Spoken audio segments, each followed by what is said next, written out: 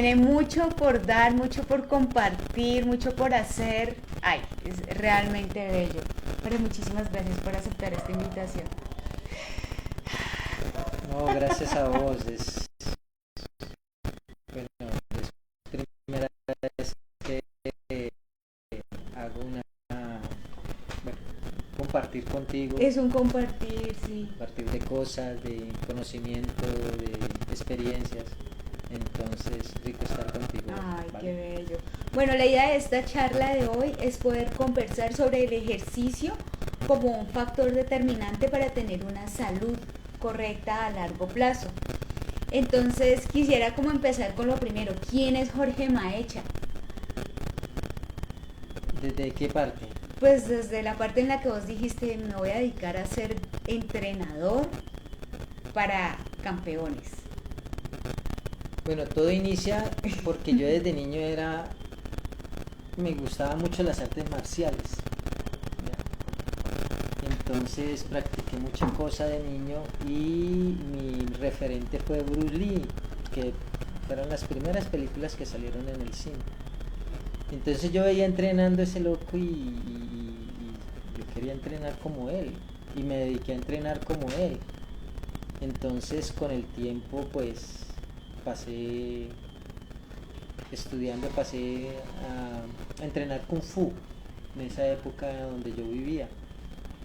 Y hice un entrenamiento de 5 años En Kung Fu. en Kung Fu y el entrenamiento era muy duro, pero yo era un gomoso de eso y no importaba qué tan duro fuera, yo estaba, eso era como a los 10, 12 años. Después de eso viene el colegio, viene el esgrima, selección Valle de esgrima, viajaba desde mi casa en Palmira hasta Cali a entrenar esgrima.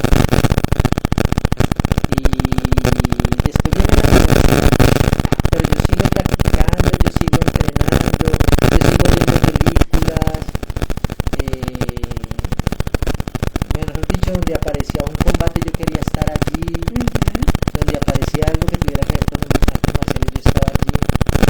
Una vez me preguntó mi papá que, bueno, ¿y usted qué va a hacer de su vida? Pues, La pregunta que siempre llega. entonces yo le decía, pues yo quiero una carrera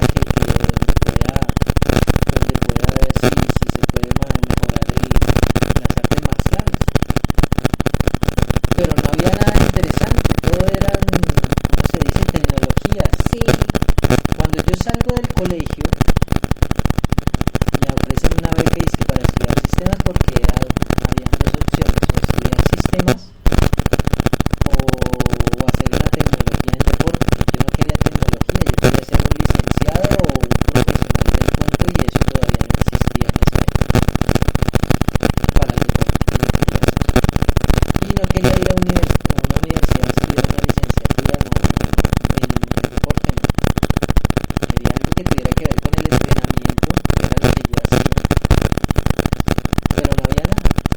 Entonces me frustré por ese instante de mi vida y el colegio donde yo estudiaba, porque yo era un nerd en esa época, era el mejor estudiante y salí Con el mejor condecorado y en la medallita aquí y aparecían las instituciones que querían darte becas y todo eso y fui a una de esas. Ajá. Yo dije, pues, como no salió nada, entonces yo voy a buscar esta carrera que es lo mejor en ese momento era ingeniería de sistemas. Ajá. Y era el boom en el momento. Y se Era la llamaban carrera del a futuro. sacarle la plata a esta vaina, a ver si me da de comer en el futuro. Cuando yo llego a esa institución, no, eso es lo que le pintan a uno como propaganda, pero realmente no es así. Pues yo me pegué la desilusión al mundo, yo llegué a mi casa y le dije a mi viejo, no papá, no, eso no era lo que le decían a uno y tener que viajar y tener que pagar y yo no sé cómo voy a pagar ese ticket. Entonces, por esas cosas de la vida, cuando lo encamina el destino a uno, Dios o la energía, qué sé yo, apareció alguien inesperado en mi vida y llegó y me dijo, ve Jorge, mira este pensum. ¿Qué es el pensum? Pues mira todo lo que hay por aquí, dice profesional en deporte y actividad física. ¿Cómo hacemos? empecé a leer el pensum, no, tan. Y eso era en la Escuela Nacional del Deporte. Mi Eso papá- es cuando recién estaba empezando su plan de hacer la universidad. Sí, claro que sí. O sea que sos de los primeros graduados de la Yo Escuela soy la Nacional. tercera generación de profesionales. ¡Qué loco! Era la tercera promoción de profesionales de la época. Y la historia es muy sencilla. Mi viejo me dijo, yo le tengo para que usted vaya y estudie en la La Escuela carrera. Nacional. Yo dije, uy, ¿en serio, papá? Sí. Y me dijo así. Y él me llevó a Cali, me llevó a la Escuela Nacional del Deporte y me dijo en toda la entrada, me dijo, mira, no tengo sino esto. El semestre en esa época costaba 250.000 pesos. Montón, montón. Para los que no saben, en tiempo antaño, 250.000 pesos era un montón, hace como 30 años, Más o menos. era un montón de dinero. O sea, Y entonces esa gente pupi, ¿no? el señor llegó y me dijo, tengo 150.000 pesos. Te los entrego en la puerta de la universidad, en la Escuela Nacional. Venga, papi, Buen provecho. que le vaya bien. Él me deja en toda la entrada y yo miraba hacia la puerta de la universidad y lo miraba a él alejándose. ¿Ya? Y yo digo, ¿qué hago? ¿Y ahora qué hago? Yo no sabía qué Dale, muévelo hacer. un poquito. Ahí, Yo no sabía qué hacer. otra vez. Si entro o no entro, cómo voy a pagar, Claro. qué iba a hacer, Había con que quién iba a sostenerse con hablar, beca. quién iba a hablar, con quién iba a tratar. Yo dije, Dios mío, Muele el cable, mi amor. cerré los ojos. No, esa ya es el cable. Ya. Cerré los ojos y entré. Y aquí estoy. Y aquí como estoy. como profesional en Hace- deporte y actividad física de la Escuela Nacional. Hace 30 años. Más o menos. Eh, Pero todo inicia pues con las artes marciales. ¿Cómo hiciste vos para darte cuenta que es algo que siempre me ha causado curiosidad, y es que los deportes de contacto como el aikido, como el kung fu, como el taekwondo, son deportes muy fuertes? Y si tengo entendido, porque no he practicado ese deporte, yo soy más del agua.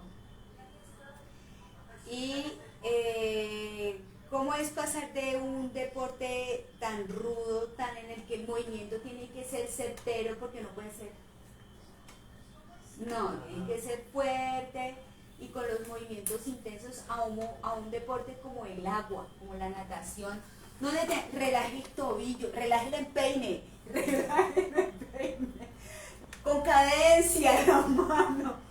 ¿Cómo haces para llegar a esas dos dinámicas? ¿Cómo se encuentran? Esa historia es interesante porque cuando yo entro a la Escuela Nacional solo hay 5 deportes y en esa época uno seguía un deporte Sí. desde que empezaba el semestre, desde que empezaba la carrera, 5 años. Perdón, Jorgito, yo creo que para esa época, yo, para los que no saben, tengo 39 años y mi inicio fue en la Escuela del Deporte, en el semillero de formación, cuando tenía como 6 años, o sea, hace muchos años. Y a mí me entrenó un practicante de los primeros yo creo que tú lo llegaste a conocer, se llamaba, no sé, Alejandro Suárez. Creo que era cucuteño. Y él nos enseñó a nadar a nosotros y era muy bonito porque eran los estudiantes haciendo el semillero. Sí, claro. Era una cosa realmente, y eso hace, una vez más les digo, hace muchos años. Es que era parte de la carrera, ¿sí?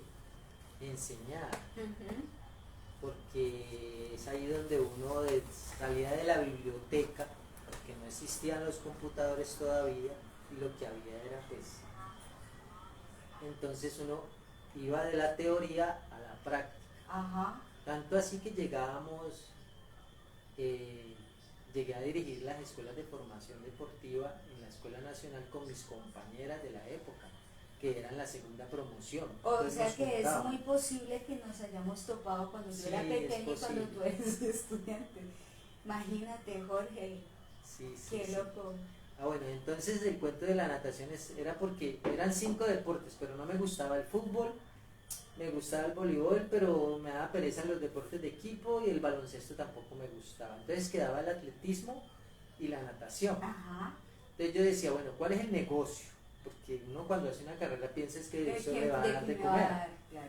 Entonces yo decía, no quiero el atletismo porque yo fui atleta, yo fui selección palmera en esa época de muchacho y sabía lo que sentía. Yo llegaba a dormir al colegio, yo entrenaba por la mañana y llegaba a dormir al colegio.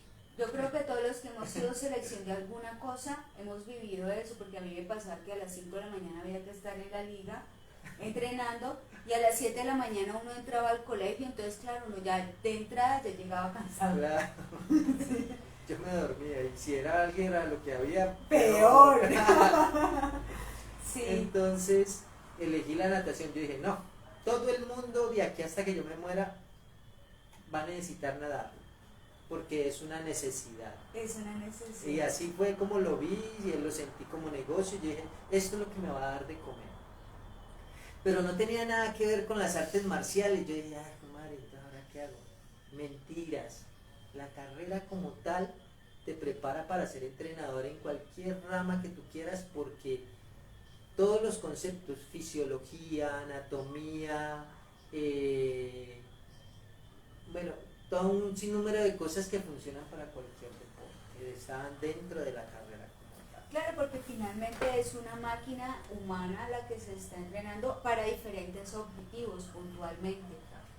¿Y que cómo hiciste para poder trasquear esa anatomía tuya de karateca, de judoka, de kung fu pandista a la natación? Claro. ¿Cómo lo Nosotros ahora estamos con una persona entrenando que entrena kung fu hace 2 años y enseñarle a hacer patada, que relaje el tobillo para que haya ese fluido, le ha costado un montón, porque entonces siempre tiene la pierna así tensa.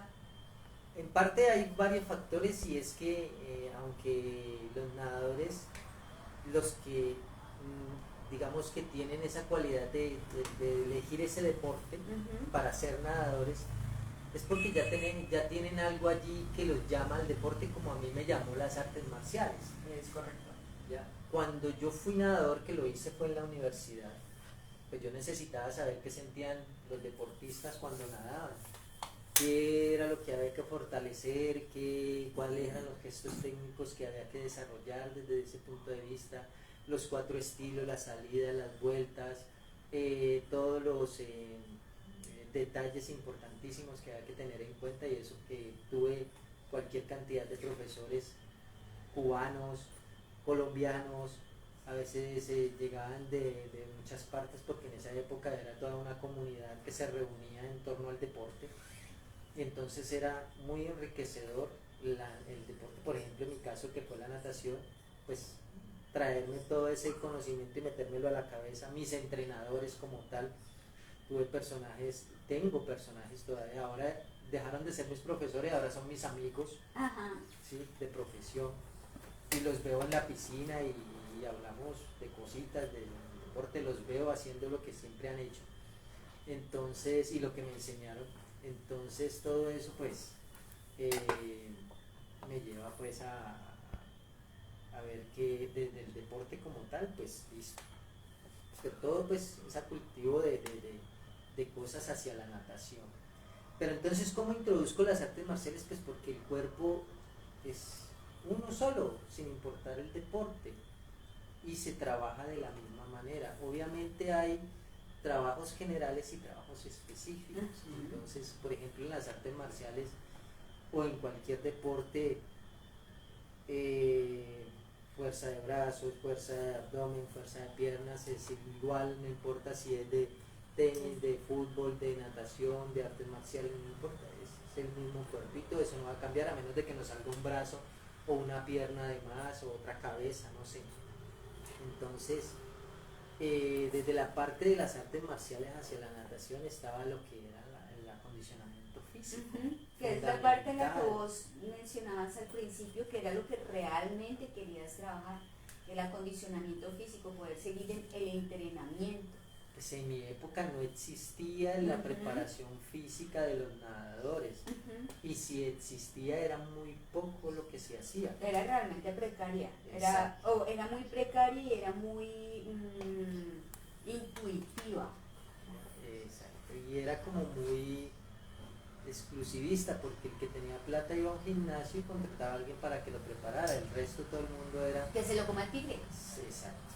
Entonces yo llego a cambiar el concepto en la natación, porque en esa época eran solo 2 clubes de natación, yo entro en uno de ellos, que es Astros, y cambio todo el paradigma del cuento y empiezo a preparar a los muchachos para que puedan nadar mucho mejor desde la parte técnica y mejorar esas cualidades importantes como son la velocidad, la resistencia, la fuerza.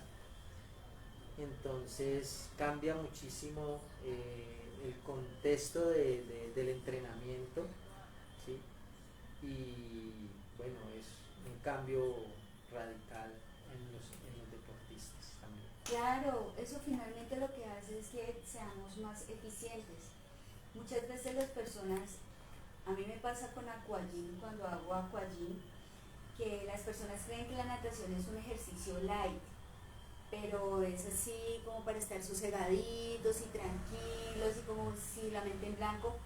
Y la natación es un deporte muy demandante, porque entonces tenés que pensar en respirar, en no tragar agua, en que el brazo se estire, en que el codo se eleve, en que no doble la rodilla, en que el movimiento desde la cadera. No, y que tenés que mover los brazos, las piernas, y todo al mismo tiempo. Todo al mismo tiempo. Exacto. Y entonces algo que yo he notado en mis clases es que en estos tiempos, pues me ha pasado con personas adultas, muy adultas, y es que tienen una gran desconexión de su cuerpo. Y también he notado que cuando desconectan su cuerpo, de que por ejemplo coordinen la mano derecha con la mano izquierda, que hagan un sube y baje, se quedan como que ¿en qué parte era en que estaba? Y entonces como que no concentrado, entonces no hay conciencia. Entonces algo que también estaba estudiando es como el ejercicio mejora las capacidades cognitivas de las personas. Y no sé, a mí me ha pasado a lo largo de mi carrera deportiva y académica, me doy cuenta que las personas que son deportistas son mucho más inteligentes y más como más equilibradas. Pierden menos fácil, no me pasa a mí. Le pasa al resto de la gente que son deportistas que digamos que tienen un mayor control de su emocionalidad. ¿Cómo entenderías vos este concepto desde tu profesión, desde tu observación como entrenador durante todos estos años, cómo la inteligencia puede ser, o las funciones cognitivas como el Alzheimer, como la depresión, como el Parkinson, puede tener el deporte una influencia sobre ello? Uy, no, la influencia es grande porque no podemos pensar, ¿sí?, que la edad es una limitante para hacer ejercicio. No, al contrario, hay que hacer ejercicio hasta el último día que vivamos, porque es que una de las recomendaciones que yo hago a las personas mayores, por ejemplo, es que podés perder fuerza, podés perder velocidad, podés perder resistencia, pero no puedes perder flexibilidad. Es lo principal. Sabes que en la medicina china y en la medicina ayurveda, un factor trascendental de la longevidad es poder tener elasticidad. Movilidad. Exacto.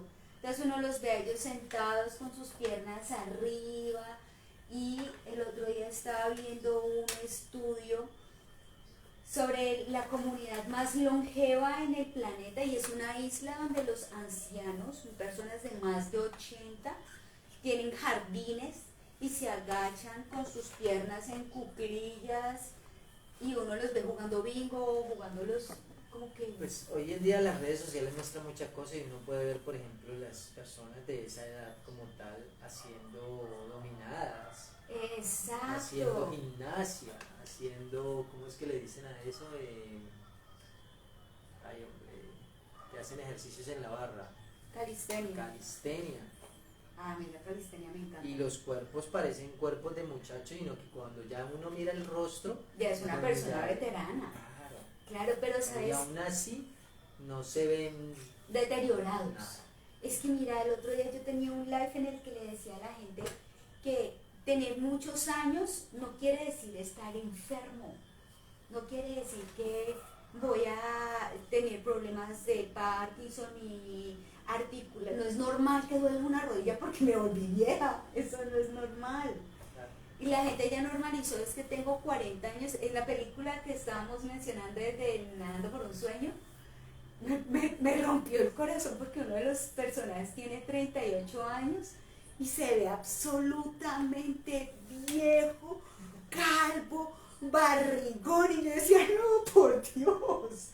O sea, es como también lo que conversamos, que hay deportistas que siguen comiendo como cuando nadaban, y cuando se van a ver ya no nadan más y tienen unas barrigas inmensas, y pasa con muchos entrenadores.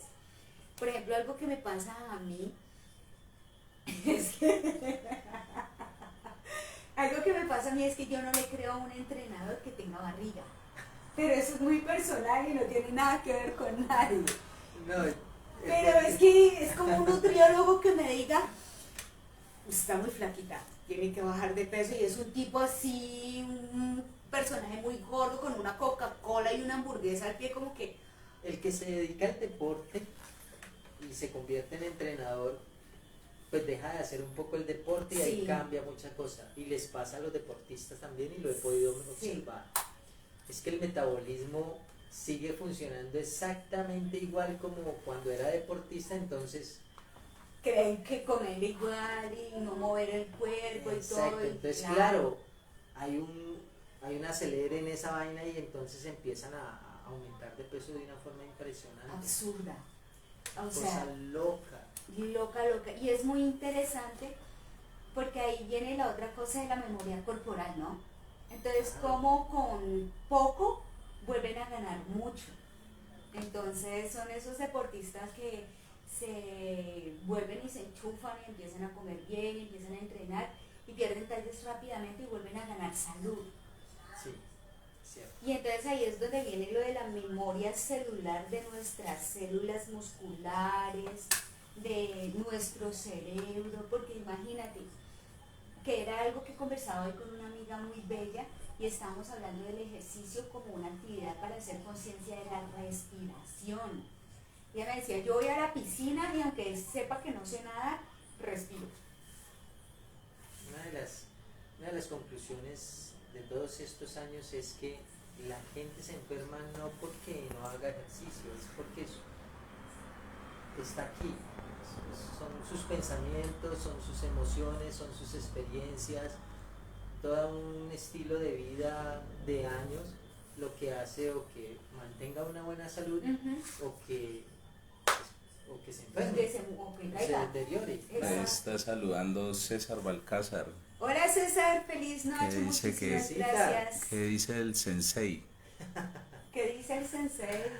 Que después de tantos años todavía sigo igual y no me he enfermado. Y yo creo que tiene un poco más de 50 y 60. No, tengo 51 nomás. Ay, ¿en serio? En serio. Pero eso es una piedra chiquita. O sea, no se te ve el tiempo. Y entonces a muchas personas, vamos a lo del metabolismo, que estábamos hablando de los cuerpos, y que la gente comía igual como cuando entrenaba, y es sobre el Pero metabolismo. No, pues por supuesto. Claro, lo que pasa es que le bajó la actividad física. Y la gente, es muy chistoso porque cuando yo doy una asesoría nutricional, la gente me dice, es que tengo el metabolismo muy lento. Mueve tu cuerpo. Acelerar tu metabolismo, mover el cuerpo. No hay otra manera.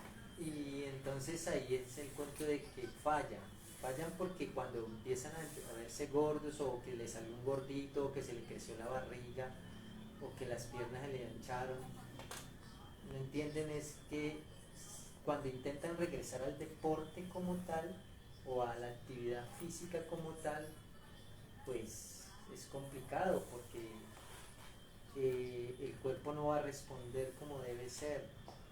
y entran a hacer lo que tenían programado desde años atrás, y eso es un choque, por decirlo de alguna manera, un choque anafiláctico. Claro, claro, el cuerpo entra como en caos. Y tienen que empezar a adaptarlo primero otra vez a toda una serie de cosas, circunstancias, fatiga, dolor muscular, pero Resistencia, todo aire. todo es un proceso mental, Mira totalmente mental. Tú mencionaste ahorita que muchas de las enfermedades llegan es porque efectivamente tenemos mentalmente un desequilibrio. Una acumulación de cosas. Exacto, y entonces ocurre en Ayurveda algo muy interesante, y es que, y en la China también, o sea, la medicina china es muy bonito porque la medicina china y la medicina ayurvédica de la India se complementan mucho, y diría yo que son muy símiles, sí, Sí, porque no tienen mucha diferencia la una de la otra. Realmente la una fue porque fue en la India y la otra fue porque fue en Asia.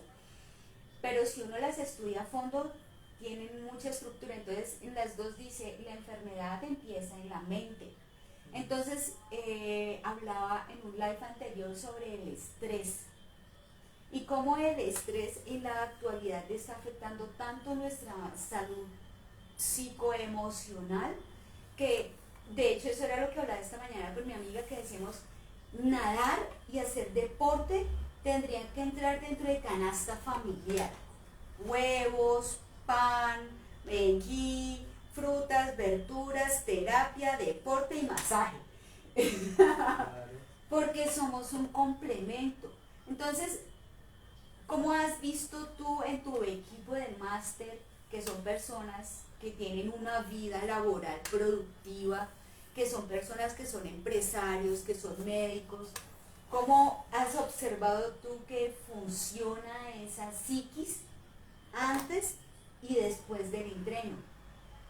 No, mira, yo cuando trabajo con ellos, o cuando empecé a trabajar con ellos, me tocó primero programarlos. Se hace una programación mental. Yo les digo, por ejemplo, mira, ahora vamos a trabajar muy despacio, porque yo lo que necesito es que usted adapte su mente para que su cuerpo responda. Porque el cuerpo está presto, él está esperando a que tú le des una orden. Sí. Ya, entonces yo te preparo a ti mentalmente para lo que va a pasar. Entonces les digo, miren, primero que todo, el ejercicio como tal no va a dar un resultado a corto plazo. Eso no existe. Eso no es real. Eso simplemente es un pequeño, ¿cómo es que se dice? Eso es como un placebo de bienestar, pero no pasa así, porque como te decía al principio, tú puedes perder resistencia, y la resistencia se pierde con 2 días que dejes de entrenar. Ay, es de reingrato, es reingrato. Y la velocidad puede que dure un poco más de tiempo, porque son 12 a 15 segundos y tú haces una distancia, ¡fum! Y ya. Despegaste y ya, pero se recupera y puedes tenerla allí. Pero la resistencia se pierde con 2, 3 días que dejes de entrenar. La fuerza, pasa lo mismo con la fuerza. Tú puedes tener la fuerza y levantas un peso aquí ahorita, ¿sí? Pero hágala 10 veces y verá que mañana ese músculo ya Está bien te roto. duele, o a lo mejor te lesionaste según tu edad, y bueno, un poco de cosas allí que la conclusión es que tienes que adaptar, y para adaptarlo tienes que preparar tu mente primero para todo eso. Fuera de eso, una buena alimentación, si estamos hablando de personas que ya pasamos los 40, 50 años, que una alimentación es fundamental, es el 50% del perder peso, de mantener una buena salud, y un poco de situaciones allí. Algo que yo le digo siempre a las personas cuando estamos así, es que, ay, es que quiero bajar la barriga, es, los abdominales se hacen en la cocina. ¿Cómo así en la cocina? No es que yo me suba al mesón allá a hacer abdominales, no, sino que es en saber balancear el alimento. Si yo sé que no estoy nadando sino 1000 metros diarios o 1500 diarios, y yo sé que tiendo a engordar, pues no me voy a comer una gran porción de carbohidrato y más bien de aminoácidos. Y hablo de aminoácidos porque la gente cree que la construcción muscular se hace con carne. Sí, pero no. Entonces, Son muchas cosas. exacto. Por ejemplo, si hablamos del ejercicio como tal, pues hombre, si no estás quemando calorías las suficientes que necesitas, pues de pronto te comiste 1500, pero no quemaste sino 100 o 200. Usted va a una caminadora, se sienta a caminar, se para a caminar 10 minutos, no está quemando y no como 100. No hace nada. Y eso, que según el ritmo que tenga. Exacto. ¿Sí? Entonces, tienes que saber cuántas estás quemando para poder mirar cuánto te van a comer también. Sí, hay que tener en cuenta y me parece importante como que hagamos hincapié en lo que decías de la adaptación primero mental y luego física para poder realizar la actividad física, porque nuestra realidad la creamos nosotros, pero Es que vivimos de recuerdos. es correcto. Vivimos de un Hace pasado. años yo Exacto. fui. Entonces hay una memoria muscular que responde a ese recuerdo, pero no entienden que han pasado muchos años y nuestro cuerpo cambia. Exacto. ¿Ya? Y tiene Entonces, unas necesidades distintas. Es distinto cuando se está en la etapa adolescente o en la infantil, donde estamos en crecimiento literalmente de todo, del cerebro, de los músculos, de los desafíos. Y eso es algo muy interesante porque los muchachos, durante el tiempo de juventud, su cerebro frontal no está tan desarrollado, que es el que dice, uy, espérate, esto está muy alto desde acá arriba, yo mejor no me tiro. No, eso, sí, vengo para acá. No existe. Por eso es que son más osados y por eso es que hay ese brío en los chicos y en las chicas, porque las niñas también son muy briosas en el momento de entrenar cuando tienen esas cualidades. Que ese es en Ayurveda es el momento kapha, que es el momento de recoger, de guardar, de crecer, de construcción. Pero en este momento en el que ya son adultos, que ya pasan los 40 y largos de ahí para allá, que pasamos, empezamos a entrar en un momento vata, que es el momento del aire, en el que empieza a secar, en el que empieza a haber como una disminución de la energía, y tanto física como mentalmente. Entonces, cuando logramos ubicarnos en la edad en la que estamos, puedo decir, creo que voy a entrenar con Maecho, mejor papá, que me traje. pues ahorita que hablas de la energía, yo sí los conecto mucho con su yo interior, con esa parte de la energía. Yo les digo, ustedes tienen que aprender a administrar su energía, pero no la física, es la mental. La mental, claro. ¿Ya? Claro, porque es que todo el mundo está muy agotado mentalmente y algo que me parece interesante en todo este ejercicio es que la natación muy puntualmente nos obliga a estar presentes. Y conscientes. Exacto, entonces uno tiene que olvidarse de que en la oficina dejó tal cosa, de que el pan, que la Por ejemplo, cuando llega un nadador X y es novato, ¿sí? Y él va, viene, son 24 horas al día, 8 o 12 horas trabajando, pero no es consciente, por ejemplo, de la respiración es autónoma, automática y se da. Pero cuando llega a la natación como tal, tiene que hacer conciencia de su respiración, porque si no, no va a ser una piscina o no va a dar, o se va a agitar, o de pronto le da un colapso allí y dice, no, es muy duro. Es correcto. Pero no pasa solo en la natación, pasa en todo. Sabes que yo tenía una persona que entrenaba en las mañanas en el Polideportivo Castores y él tenía problemas para dormir, utilizaba una máquina. Y le estaba corrigiéndole el estilo crawl, que es el nado libre. Y tenía severísimos problemas para respirar y yo siempre lo que le decía a él era conciencia en cómo entra el aire y cómo sale el aire. Es la única manera. Y entonces era lo que te comentaba que hablaba esta mañana con mi amiga, y es que el solo hecho de yo decir voy a parar 15 segundos a respirar es el momento para estar más presente y nos permite tomar mejores decisiones. Entonces, las personas que realizan actividades físicas generalmente tienen mayor oxigenación en el cerebro. Entonces, si hay mayor oxigenación en el cerebro, tengo mayor lucidez, puedo aprender más, puedo tomar decisiones de manera más eficiente, no voy a tener depresión, no voy a tener ansiedad, porque la respiración es lo que me mantiene aquí, ahora, en estado de presencia. Jorge, ¿qué te parece si vamos cerrando? Claro. Sí. Claro, o sea, lo más importante y de las cosas que yo hago más conciencia es, hombre, adáptate mentalmente para cualquier actividad que quieras realizar con tu cuerpo. Entonces, después de eso, cuando ya retomas el deporte como tal, pues ya hay una educación de ti mismo para poder mantener ese trabajo físico, respetando tu edad y en el momento en el que estás. Claro. Lo importante es moverse. Sí. Lo importante es moverse, hay que moverse como sea, como mejor les fluya. Digamos que barrer y trapear puede convertirse en una actividad física, pero hay que volverlo de esa manera. Solamente, mira, el otro día estaba escuchando un estudio que decía el solo hecho de uno coger y calzarse los tenis ya cambia al cerebro toda su estructura para ponerse en pausa. Yo siempre he dicho que uno no puede decir que barrer es un ejercicio, ¿no? No porque no estás pensando en tu cuerpo, estás pensando en que tienes que dejar limpiar. limpio, claro, pero si lo mentalizas con que voy a hacer el movimiento. Claro que sí. Yo no sé Por si eso que volvemos a la conclusión de que si no preparas tu mente para lo que vas a hacer. Exacto.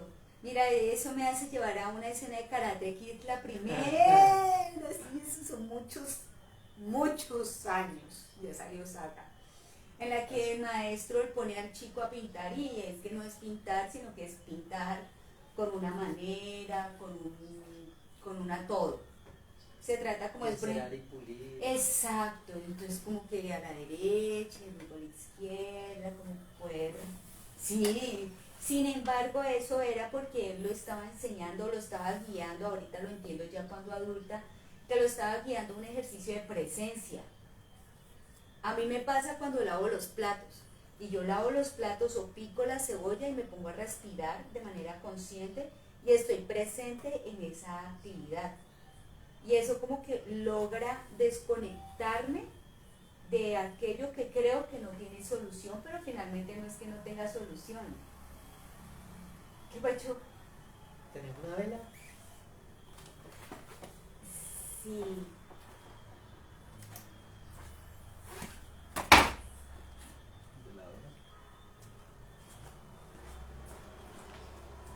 Para que hagamos un ejercicio. Claro. Obvio. De conciencia. Sí. Bueno, Jorge, ¿cuál sería el legado que te gustaría dejar a ti? Mi legado, ¿cómo así? Ay, sí, esa cosa La tan- perseverancia. Por ejemplo, ahorita alguien dijo, sensei, uy, que le ganó, no sensei, es un titulote, todo Siempre me lo han dicho. Jet Li. Y no, todavía no era cinturón negro en la época y esto es lo que me decían sensei. Todo un Jet Li eres. No, pues siempre tuve ese concepto de liderazgo en mi vida de cosas. Y entonces, pues de pronto, por un lado, perseguir lo que uno quiere. Pues sin importar cuántos obstáculos hay. El cultivar mi cuerpo siempre fue una pasión y nunca, por ejemplo, nunca he estado en un hospital a menos de que haya sufrido un accidente. Y eso es algo que no corre por cuenta de uno.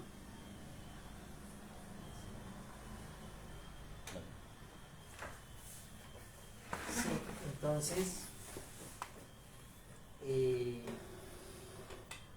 siempre mis sueños fundamental, siempre quise ser artista marcial y siempre quise complementarlo con muchas cosas y siempre estoy llevando todo lo que sé hacia las artes marciales. Pero en el camino me encontré con el cuento de la natación, con el cuento de la enseñanza, con el cuento de la educación, entonces ha sido muy bonito y se volvió un complemento de mi vida, o sea, que me da de comer, me dio de comer y qué rico, qué chévere, pero al final la carrera o lo que hice en mi vida ha servido para las artes marciales porque sigo enseñando artes marciales, ¿ya? Entonces está el concepto de la energía, ¿sí? Sí. ¿Listo? Ya. Es enfocar, enfócate, siempre enfócate, porque cuando uno enfoca, todo puede suceder. ¿Sí? ¿Listo? Eso. Maestro, muchísimas gracias. Ha sido un honor, ha sido re lindo poderte tener esta noche aquí, Jorge. Espero que nos entrenes. Sería muy chévere poder ser parte de tu grupo máster en natación. En algún momento, ojalá, ya le dije a este loco que lo quiero ver por ahí. Así será. Muchísimas gracias a todos los que se conectaron en esta noche tan maravillosa con este súper gran invitado, que es un honor poderlo tener acá en los lunes de live de El Encanto Gourmet. No se olviden, yo soy Victoria Eugenia Peña, chef y coach ayurveda, y nuestro invitado de hoy es Jorge Maecha, entrenador y Artista. un artista marcial, un ser integral maravilloso. Muchísimas gracias, feliz noche.